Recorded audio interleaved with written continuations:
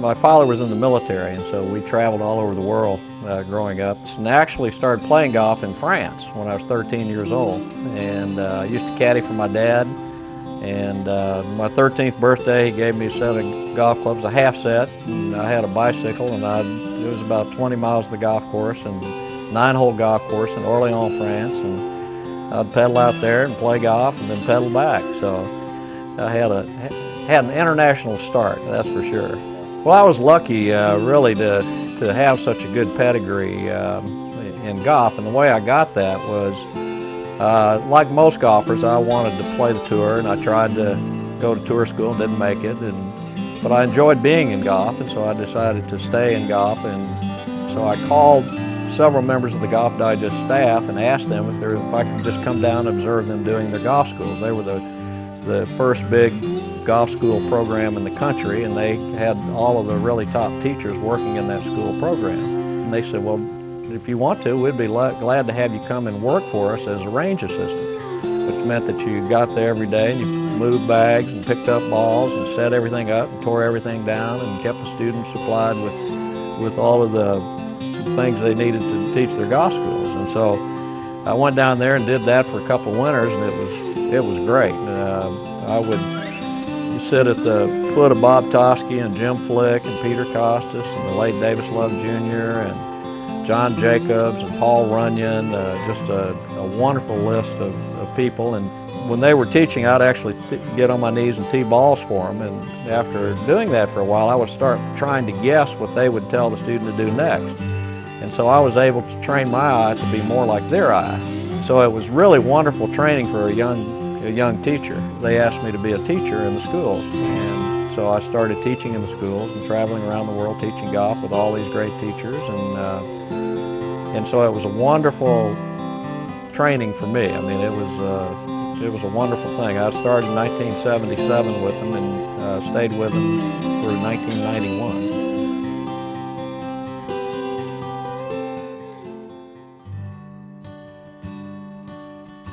Well, Harvey, or Mr. Penick, is what I always called him, and he always wanted you to call him Harvey. He always said his dad was Mr. Penick, but Harvey became quite a mentor to me. He was, I would go watch him every day I had off, watch him teach, and would get lessons from Mr. Penick back then, and he was really the only guy I ever took lessons from. He was a very special man. He never had an unkind word to say about anybody.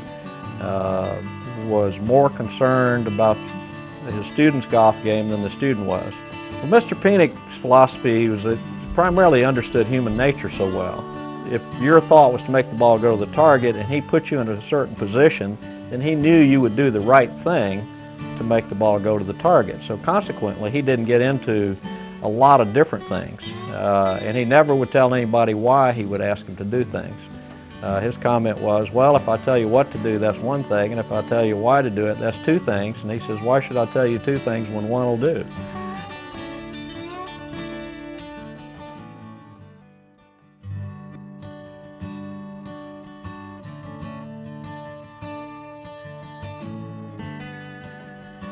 It's better to have a guide going through all this. It's better to have a guide to help you select the right equipment. It's better to have a guide to help you select the right training aids, to help you understand what you need to be a better golfer, as opposed to assuming that there's a universal better club for everybody or a universal better teaching aid for everybody that'll make them do this. Tiger Woods told me when he was still an amateur, he said, yeah, when I go on tour, he says, I know exactly how to win every tournament. He says, I'm going to buy 7 training aids that all guarantee to knock 7 strokes off your score.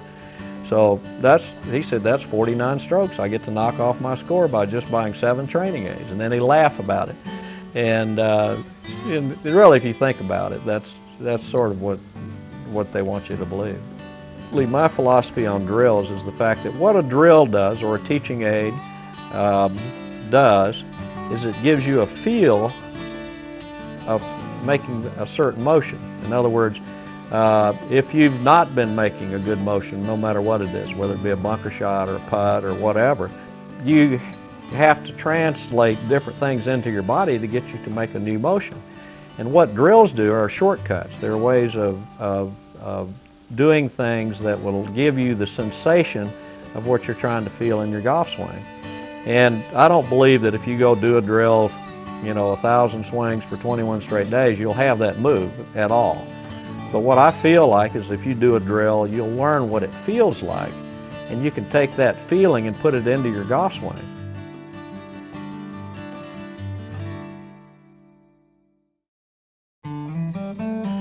So I started working with Payne Stewart in 1989, and we started working together, and he won the PGA that year, and then he won the US Open in 1991 and again in 1999, and won a lot of tournaments during that span. We did a lot of different things than what you might do with other players. Every player is different when you're trying to prepare them for a major championship. So in preparing him for the US Open, I did a number of different things. In 1991, I had just finished a study of the US Open where I found out that the vast majority of the people who had won the US Open played a fade. For obvious reasons, the fairways are tighter and you have to have more control of your ball, and that's a straighter shot. So Payne always played a draw.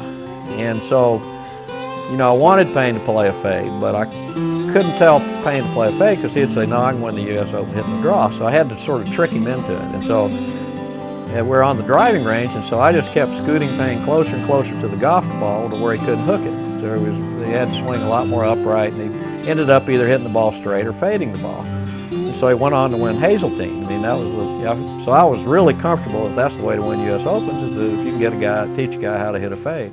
After that Open at Hazeltine, I told Payne what I'd done. And so the next year at Ball Straw, he said, well, you're not going to trick me again. He said, I can win the Open drawing the ball. You don't have to do that. And so we went, so I tricked him again. I just kept opening his stance more and more. I kept saying, Payne, you're aiming way to the right. You have to aim more to the left, more to the left. So I got his stance so open that, again, all he could do is either hit it straight or hit a fade.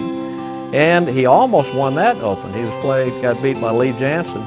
Then finally at Pinehurst, I had done golf schools at Pinehurst for a number of years with Golf Digest schools, and I knew that the #2 golf course was basically a putting and chipping golf course, more of a chipping golf course than you would find at most other venues, because the greens sit up like what they call upside down bowls. And I took his yardage book, and I would mark in his yardage book areas that he couldn't get up and down from, areas that were just so severe that he couldn't get up and down from. And he saw me do it. He says, mark them in red. I said, no, I'm going to mark them in blue. I don't want you being afraid, but I want you to realize that that's an area you want to avoid at all costs, because you're not going to be able to get up and down from there. And his strategy that week was to take the white area that was left on his yardage book for his approach shots into the green and aim for the middle of them, no matter where the pin was. And then for the whole week at Pinehurst, he hit it in the blue area one time. And that was on the second hole of the last day. And he was really fortunate to make bogey there. I mean, his ball almost rolled back at his feet after he hit his pitch shot because it's such a difficult pitch. And it was a great strategy. He was 6th that week in greens hit. He was 6th that week in putting. So you can see that working with somebody like that, I could add a dimension there, that things that he really hadn't thought of, and could help him prepare better for a major championship that way.